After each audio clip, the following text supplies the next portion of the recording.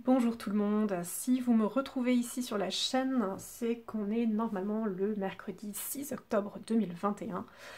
Il s'agit aujourd'hui à nouveau d'un tirage collectif public sur ma chaîne YouTube comme il m'a été demandé par la déesse irlandaise du nom de Morrigan. La divinité m'avait demandé de commencer, si possible, publiquement à rendre ce service très régulièrement, étant donné que ma santé n'est pas stable, ce sera aussi régulièrement que possible, mais c'est difficile d'assurer un planning. Pour l'instant, on va commencer une fois par mois.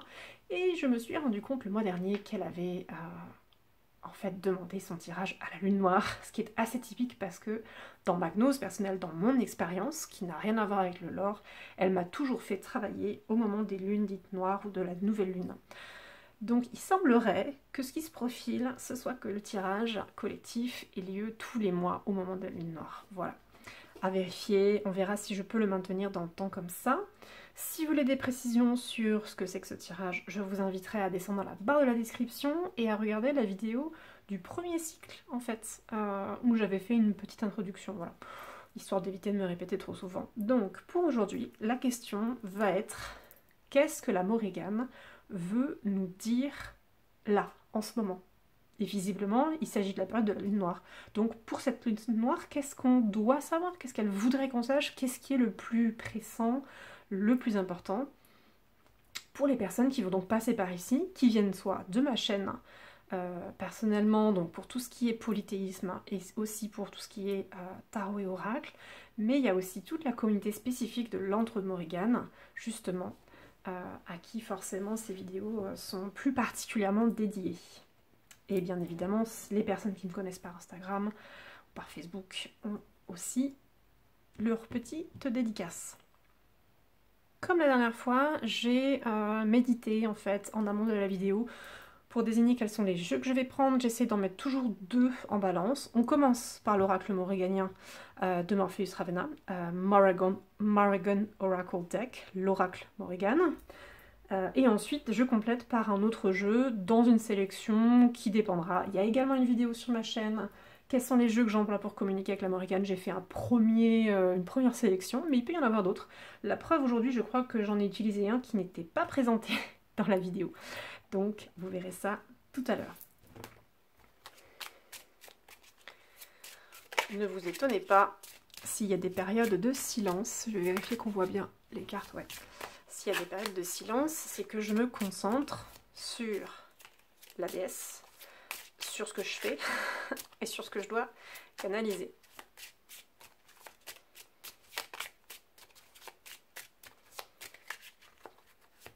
Ici, l'intention, c'est donc là, cette lune noire, cette période qui s'ouvre. Je pense que c'est à peu près une huitaine de jours. Qu'est-ce qu'on doit savoir? Qu'est-ce qu'elle veut nous dire?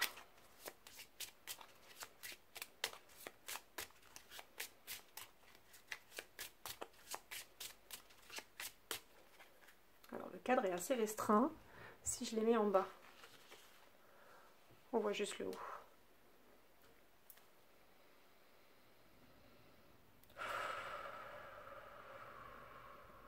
Ok, j'en ai 4.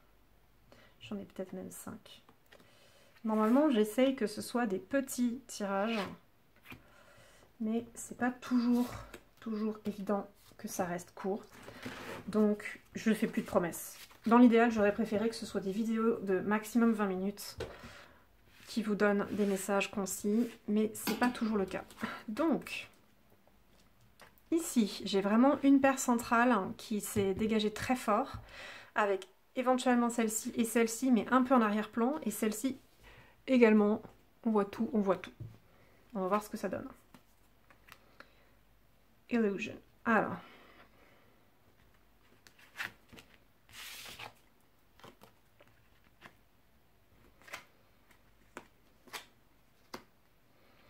Ok.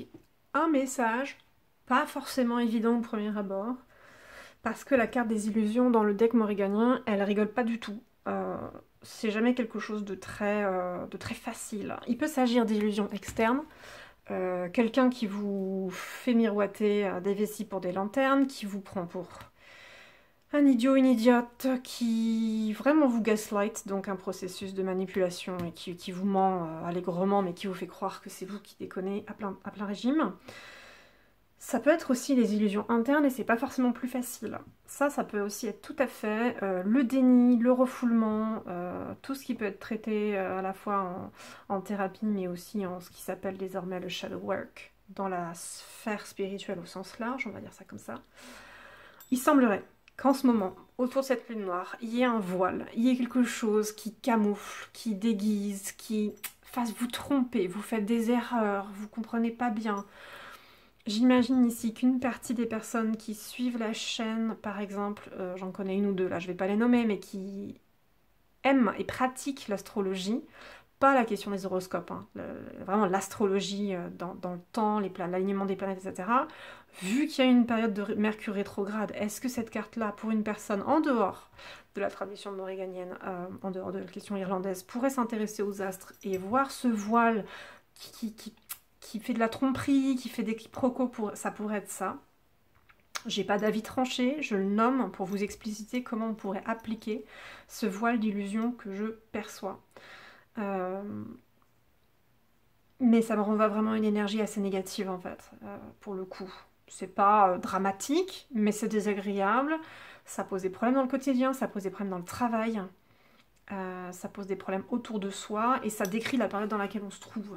Ce qui est intéressant, c'est que à l'heure où je tourne cette vidéo, vraiment là cette semaine, et à l'heure où vous allez la voir, je sais qu'il va y avoir un live mercredi soir, je crois. En tout cas, mercredi, c'est sûr.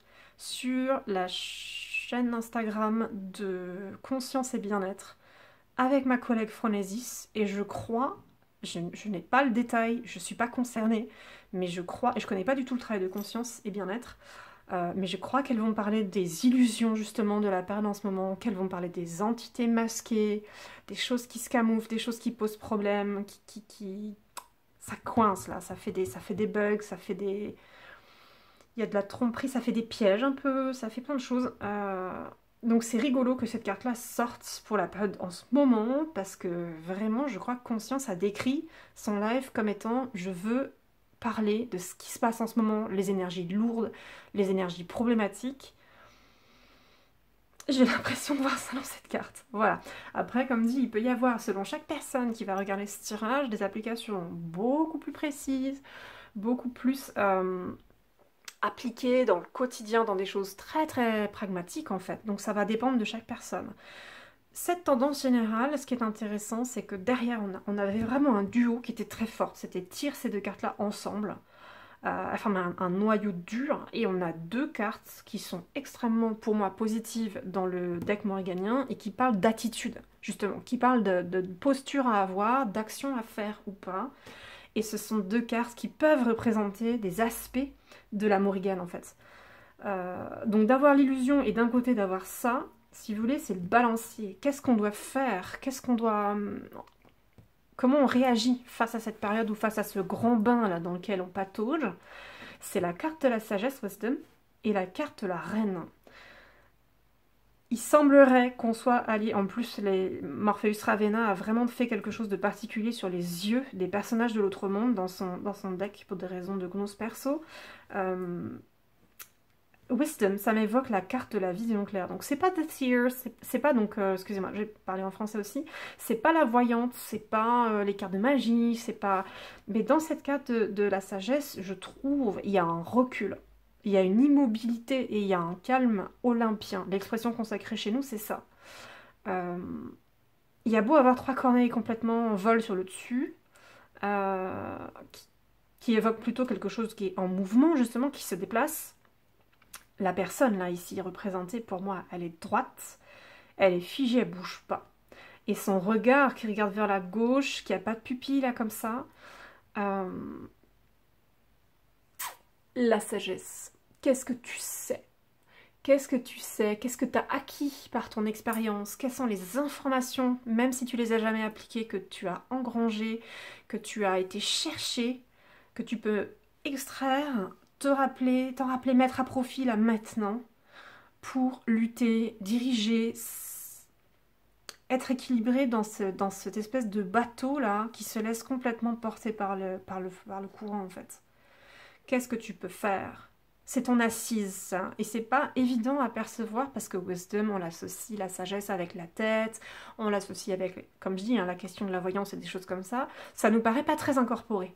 Mais en fait, avec The Queen derrière, il s'agit vraiment de diriger. Soyez maître, maîtresse. C'est vous, c'est votre barque, c'est votre bateau, c'est votre vie, c'est votre, j'en sais rien, votre couple, votre relation, votre projet pro. Où est-ce que vous plantez le bâton? Où est-ce que vous plantez la lance? Où est la ligne de démarcation? Ça, je ne veux pas, ça, je ne dépasse pas, ça me convient pas. Souveraineté. La reine, c'est à la fois le pouvoir politique en marche, l'action dans le monde commun, par opposition à l'autre monde, mais c'est aussi la question de la souveraineté qui a été décernée. Où est la justesse pour vous? Où est-ce que vous devez aller? Qu'est-ce que vous devez mener comme action juste? C'est quoi votre royaume? C'est quoi ce sur quoi vous régnez, justement? Et si c'est votre royaume, et si c'est vous qui régnez, ça doit être vos règles. Donc si quelqu'un ne respecte pas vos règles, qu'est-ce que vous ajustez? Ça ne veut pas forcément dire la violence, hein, qu'on soit d'accord. Ça veut dire juste savoir ce qu'on veut, le communiquer fermement, et prendre des mesures. Et le fait d'avoir wisdom et illusion qui se font face, vraiment la sagesse, en plus la carte elle regarde vers la gauche, je ne sais pas si vous le savez, je parle à tout le monde ici qui peut passer par là, donc en cartomancie traditionnelle, en fait, quand le personnage regarde vers la gauche, c'est le passé, quand le personnage regarde vers la droite, c'est l'avenir. Là, on est dans un tirage irlandais, donc on n'est pas obligé de tenir compte de ça, on choisit quels sont les codes qu'on inclut. Mais en dehors de passé-présent, ce qui est drôle, c'est que wisdom regarde vers la gauche et pas vers la droite. Or, la carte de gauche, c'est l'illusion. Donc vraiment, c'est je te vois faire. Tu ne peux pas me duper, je te regarde et je transperce ton masque. Ton voile, là, je le perçois. Je le perçois, je le crève. Je te vois. Donc vraiment, on a ça, doublé de l'action. J'observe, je sais, je réfléchis, je mesure. Je bouge pas d'un poil, je reste bien droite, bien alignée. Et je choisis où je vais, où j'agis. Ce qui est un peu plus étonnant, c'est que derrière, on a la carte de Harry. Et pour moi, ces deux cartes-là, elles allaient ensemble. Je l'ai expliqué aussi dans le tirage dernier, je crois, comment je choisissais mes cartes. Ça peut faire des strates. Et ces deux-là, elles résonnaient ensemble. Le fait que Illusion soit vers Harry, ça me cause. En plus, au niveau des couleurs et du schéma de couleurs, ça peut faire un écho avec ce orangé, la brun. Est-ce que le fait de devoir se dépêcher, la précipitation, vous savez, est-ce que ça découle de la justesse? Est-ce que ça découle de la sagesse et de mon choix d'action? Ou est-ce que ça découle d'une illusion où j'ai l'impression qu'il fallait que je cours, j'ai l'impression qu'il fallait que j'agis, j'ai l'impression qu'il y a quelque chose qui ne va pas? Et en fait, non. Quelles sont les raisons pour lesquelles j'agis? Si j'agis par peur du manque, si j'agis parce que j'ai l'impression de manquer, de ne pas faire assez, qu'il y a quelque chose qui ne va pas, en fait, c'est peut-être pas la bonne décision. C'est peut-être pas basé sur un fait réel. C'est peut-être basé sur une illusion et une peur. Si les illusions, comme je disais tout à l'heure, sont internes, que c'est du déni, que c'est des blessures émotionnelles, des choses comme ça, des traumas, ça là, ça veut dire qu'en fait, ça tombe. Et le centre du tirage, c'était Wisdom et Queen. Pour moi, votre leçon pour cette semaine, c'est ça. C'est la sagesse et la royauté, vraiment. La sagesse et la posture de la reine. Lack and Harry, pour moi, il faudrait les préciser. Il faudrait vérifier si elles tiennent des illusions ou si c'est autre chose. Et agir dans la précipitation, c'est rarement une bonne chose, je pense que vous le savez. C'est comme ça qu'on fait des erreurs. Être spontané, c'est bien, mais la spontanéité, c'est pas la même chose que la précipitation. Ça, on le fait parce que on est sous pression. Il y a quelque chose qui nous agite, quelque chose qui nous a déclenché, qui nous a trigger. Est-ce que c'est juste? Toujours, toujours, toujours évaluer la précipitation et toujours la vérifier quand c'est possible. Pas y aller à l'aveugle. Wisdom, c'est ça. Ici, elle me dit non, pas à l'aveugle. Et là, qu'ici, peut-être que la période indique que... Enfin, cette carte indique peut-être que la période n'est pas évidente, que justement, on est un peu essoufflé, on est un peu fatigué. Il n'y a pas particulièrement une grande abondance qui circule. Donc c'est pas quelque chose de rassurant qui nous invite au mouvement, qui nous invite à... On se sent pas forcément très stable, on se sent pas forcément très assuré, très plein. Vous savez, quand on a ce phénomène d'être plein ou pleine, on a plus facilement l'envie de donner, vous voyez, de faire circuler, de tester des choses. Quand on est en phase où on se sent manqué, c'est pas là où on va être généreux généralement. Et donc comme dit, on est peut-être juste sur une phase d'inconfort qu'il va falloir tolérer temporairement. Parce qu'en fait ça peut totalement donner autre chose, ça peut être un faux signe, ça peut être parce qu'on se concentre sur ce qui manque alors qu'on a de l'abondance à un autre endroit, il faut voir. Pour moi la clé elle est là-dedans. Ça, il faut le résoudre. Évidemment, comme j'avais dit qu'on était donc dans un tirage, si possible, pas trop long, je ne peux pas le préciser. Quand on est à la maison ou quand on est en exercice, ce qu'on peut faire, c'est qu'on peut rajouter une ligne de carte. Surtout, ou pas surtout, je crois que je l'avais expliqué aussi au tirage précédent, on aurait pu donc vouloir préciser Harry Illusion ou Harry and Luck, ou les trois, pour voir si oui ou non ces deux-là avaient un lien, et voir ici où ça prend racine. Donc soit on demande juste une précision dans l'absolu, soit on repose une question. De quoi est-ce qu'il s'agit, ou quelle est la cause, ou quelle est son expression. Il y a plein de possibilités. Aujourd'hui, pour compléter, j'ai choisi le deck qui s'appelle The Illuminated Earth Oracle de Claire Mack. Donc je vais vous montrer la boîte rapidement. Voilà, normalement je suis dans le bon sens. Oui. Et je ne l'avais pas présenté dans la vidéo, mais souvent en automne, ce jeu-là, il me revient. Il n'y a pas que de l'automne, en fait. Hein. Il est très terre, élémentaire. Donc, il y a des herbes, des végétaux, des minéraux. Il y a des choses plutôt printanières, du vert. Il y a des choses qui sont, moi, qui font penser à l'automne. En tout cas, là, en ce moment, il me parlait vraiment fort. Et on en avait utilisé en tirage dans certains rituels depuis quelques temps. Et là, il me disait celui-là aujourd'hui. Voilà, donc j'écoute. Et contrairement à ce que je pensais faire, eh ben, il est sorti. Voilà. Donc le deuxième deck va venir préciser ou compléter ce qui est là. Soit il va nous traduire la même chose dans un autre langage, soit il va nous donner une autre information. Ça va dépendre. Ah bah écoutez, je suis en train de faire plein de... Parfois je le fais hors caméra parce que je suis pas hyper douée pour mélanger. Là aujourd'hui, c'est comme ça. Tant pis si ça saute. Alors, on va voir. Il est moins facile à étaler celui-là parce qu'il colle un peu. Il a des cartes évidemment beaucoup plus grandes que l'autre. Hop là, on va essayer de faire ça.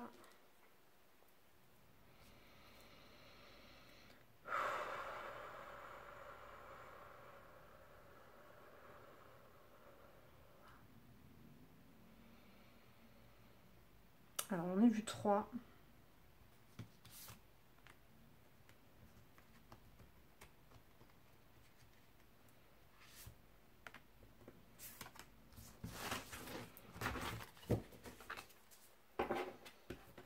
Donc, je remonte ici ça.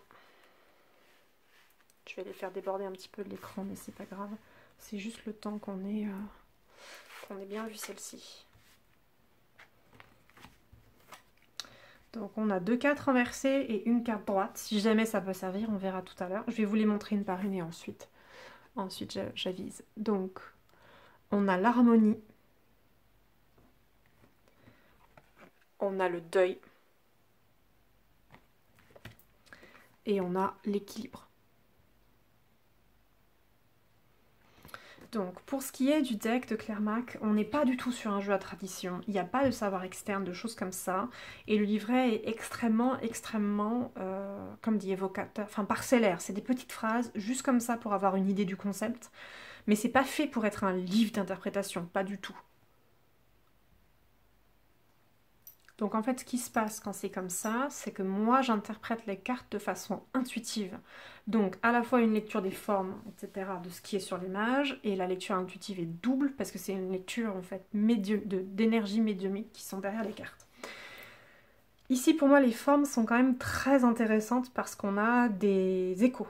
Donc le jeu de Claire Mack aussi se prête à ça, il est assez géométrique. Donc on a un cercle ici, on a un cercle ici, Et on a un cercle ici. Avec ici, ça aurait pu faire un triangle, mais en fait c'est un losange. Et ici on a quand même un triangle qui évoque, vous voyez. Donc on a une forme de symétrie inversée.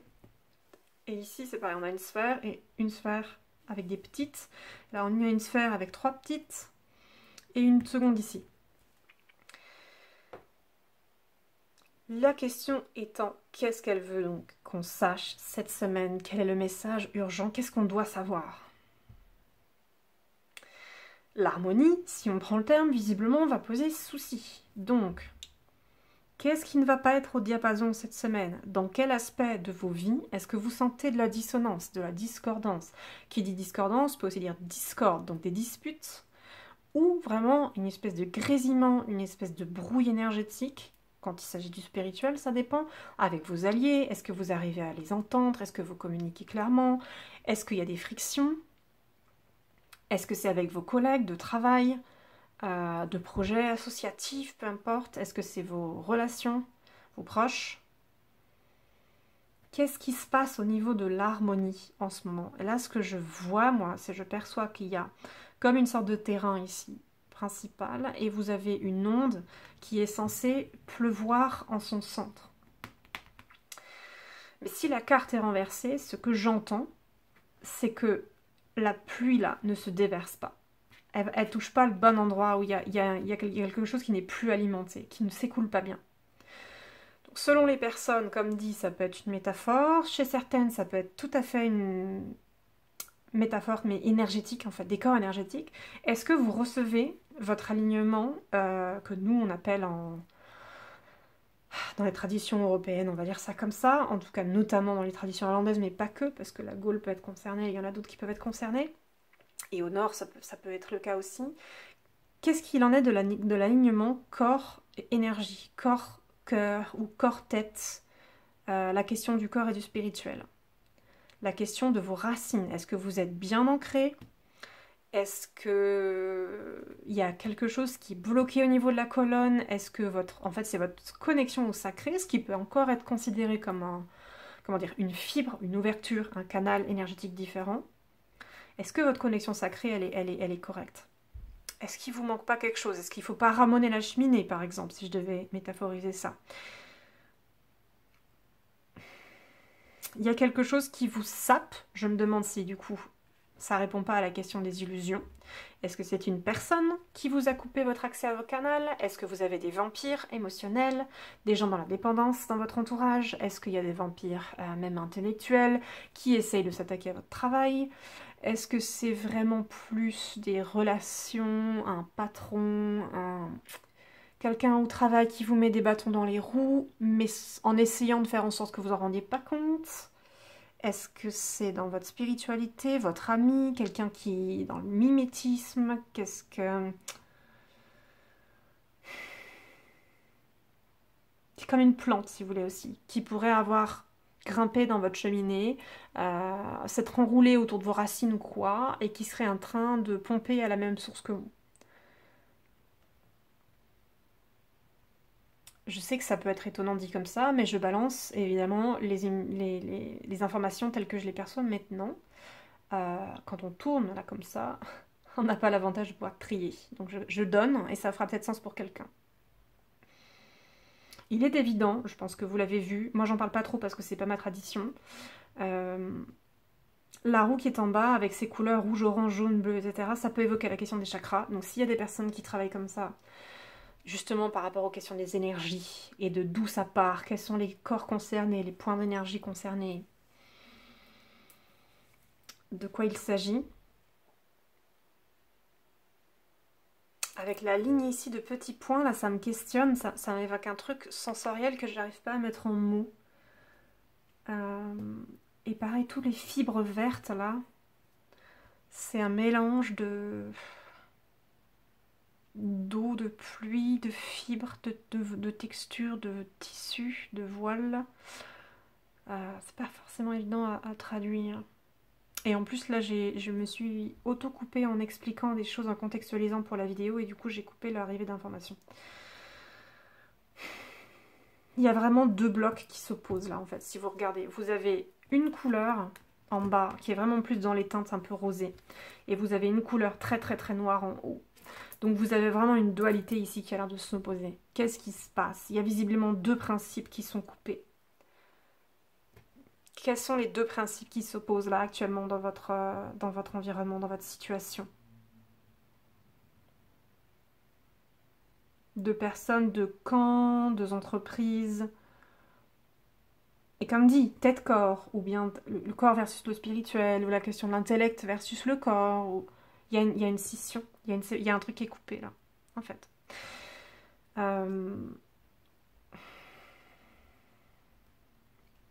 Ouais, j'ai l'impression de voir en fait une espèce de main qui descend ici, qui descend et qui essaye de racler et d'attraper la source, d'attraper le canal.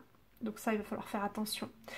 Ici, à la fois ça m'étonne parce que c'est très émotionnel et tout ça, et c'est pas forcément un conseil d'une chose à faire, ou c'est pas forcément dans l'action comme ce qu'on peut parfois, ce à quoi on peut s'attendre avec la Morrigan.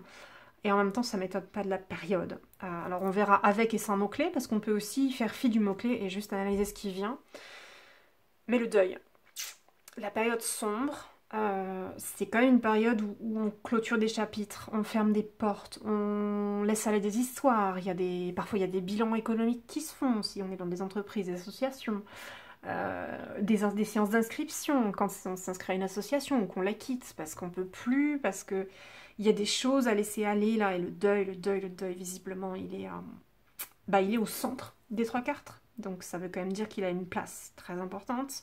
Il est renversé aussi, enfin, la carte est renversée, donc ça me semble dire que c'est une étape qui est difficile à l'identification et difficile à l'intégration. Comme la question de la recherche d'harmonie, là, on cherche un truc qui ne vient pas et qui est bloqué. Sachant que ce qui m'intrigue, c'est que sur cette carte du deuil, on a donc deux sphères et on a deux silhouettes en fait. On a deux animaux là. Vous avez un loup qui hurle ici et potentiellement vous avez un autre animal dans la lune. Donc est-ce que, je dis une lune, est-ce que c'est un autre loup, un loup qui appelle un autre loup, ou est-ce que c'est un autre animal? Mais vous avez vraiment cet écho là. Et pourquoi est-ce que je parle des loups et que je dis que ça me rappelle quelque chose? Sur la chaîne Instagram, donc je sais que tout le monde n'a pas les réseaux sociaux, mais la plupart du temps, tous les espaces sacrés ont lieu en dehors des réseaux, c'est sur Zoom. De temps en temps, je donne un rite public quand même, et là, il avait lieu sur Instagram. Samedi, on a fait un rituel d'allumage du feu sacré, pour la période sombre.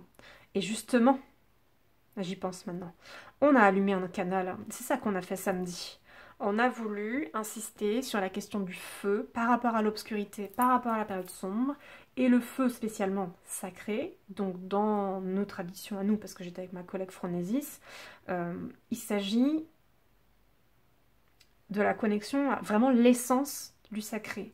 Donc qu'on trouve au cœur de l'autre monde, qu'on trouve quand on relationne avec du divin, mais qui dépasse un peu tout ça, cosmogoniquement parlant, et même au niveau de la nature. Chaque personne a son propre accès au sacré. Et c'est parfois dur de le trouver, c'est parfois dur de maintenir la connexion ou de maintenir l'alignement justement quand on traverse des périodes difficiles ou des épreuves difficiles. La période sombre, souvent, est une épreuve difficile pour les gens, mais c'est à voir, parce que comme dit, c'est une généralité et il y a sûrement des contre-exemples à faire là-dedans. Mais du coup, pour aider justement à ne pas perdre cette connexion, on a fait un rituel d'allumage des feux et on fera probablement des rituels d'alimentation de ce feu sacré pour ne pas perdre la connexion, pour ne pas dériver, pour ne pas se perdre dans l'obscurité, pour rester bien en connexion avec ses alliés, pour éviter les parasitages énergétiques, les parasitages aussi d'entités.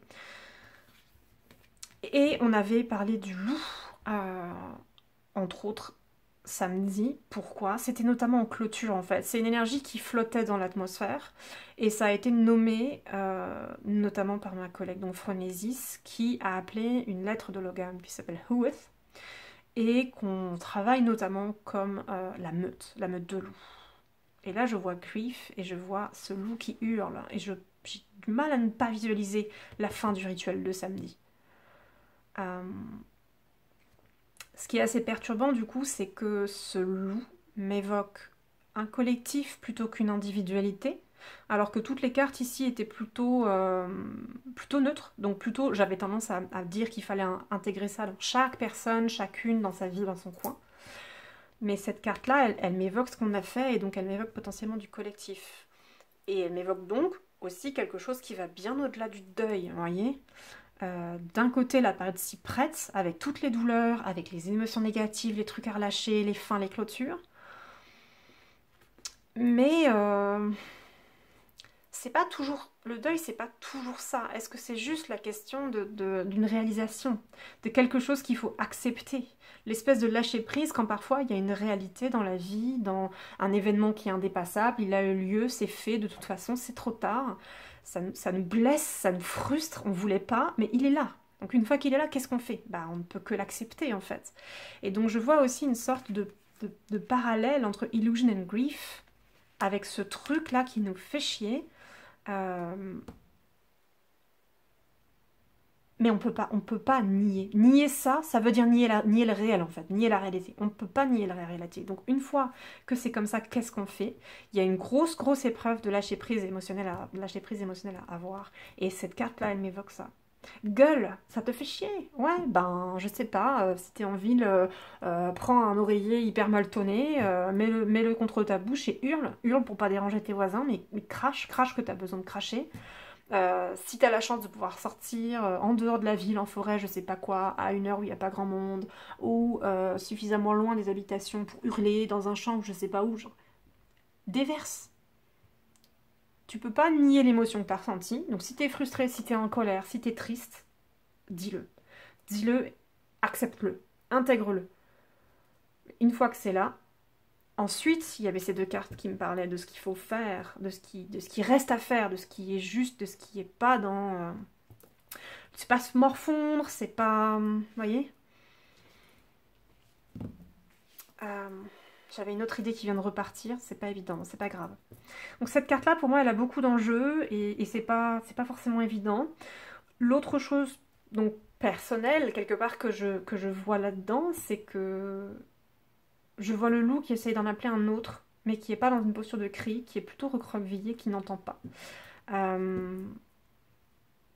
Les deux loups qui essayent de se mettre en connexion en fait, avec la question des cycles aussi. Et j'ai dit on est en tirage mensuel, mais en fait on est en tirage de lune noire. Et la question du rite qu'on a fait et qui, j'avais dit, sera peut-être reproduit. Je mets toujours des peut-être parce que j'ai du mal à m'avancer sur des plannings, mais il faut, je crois qu'il faut. Et c'est comme des personnes autour d'un cercle, ou c'est comme les lumières qu'on a allumées, autant de lumières qu'on a allumées au rituel. Il y aura peut-être quelque chose à entretenir là. Sachant que du coup, pour les personnes qui passent par ici aussi, et qui me connaissent plus ou moins selon l'assiduité et les endroits auxquels elles me suivent, ben, j'anime des rituels de deuil.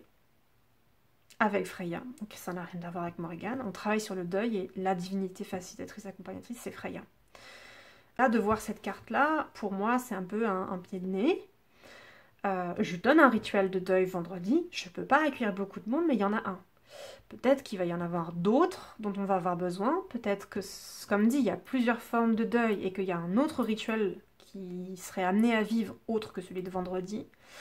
Peut-être l'accent à mettre moi sur ce rituel-là. Peut-être aussi me dire que, hey cocotte, c'est mignon d'animer tes rituels, mais n'oublie pas que tu dois faire ton travail de deuil aussi. Donc là, moi, j'aurais des choses à voir avec Morrigan personnellement après. Et la question de la balance, parce que j'ai même pas regardé la dernière carte encore. Je suis en train de m'étaler un petit peu. Là, on a quand même, c'est ce que je disais, on a deux cartes qui se font face et qui font comme un miroir au niveau des formes géométriques. Or, on a l'harmonie et on a l'équilibre. C'est presque deux synonymes en fait.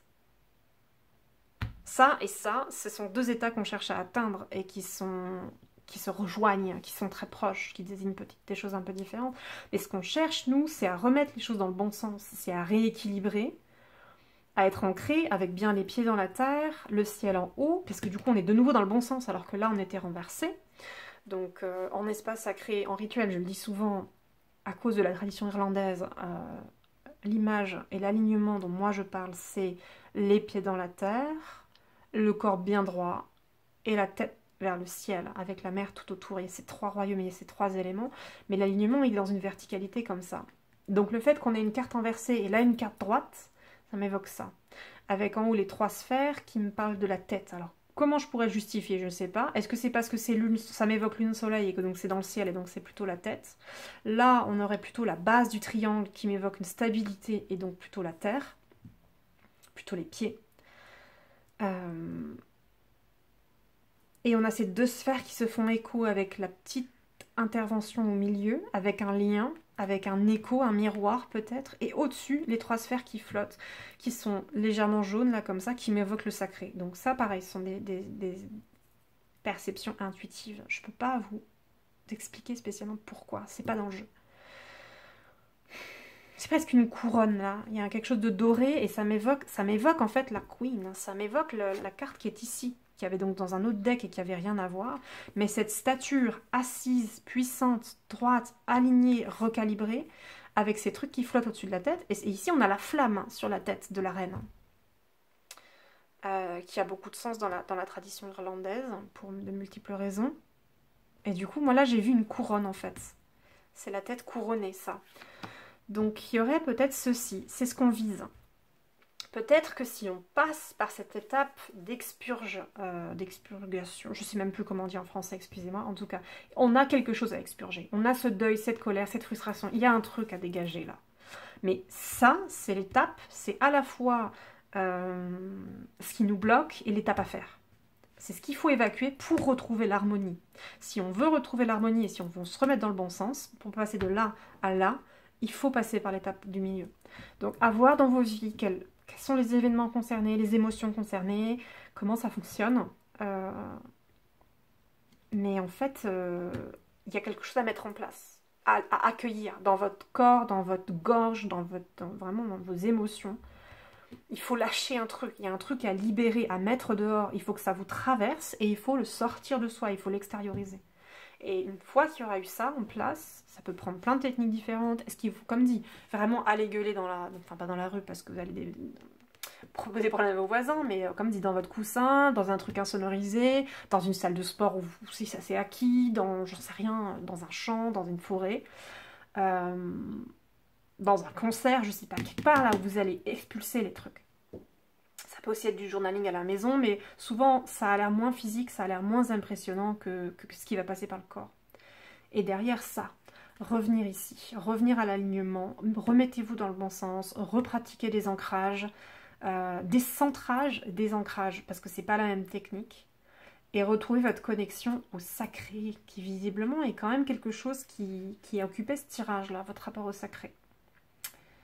Votre connexion à vous, pas par quelqu'un d'autre, pas par un biais machin, la vôtre.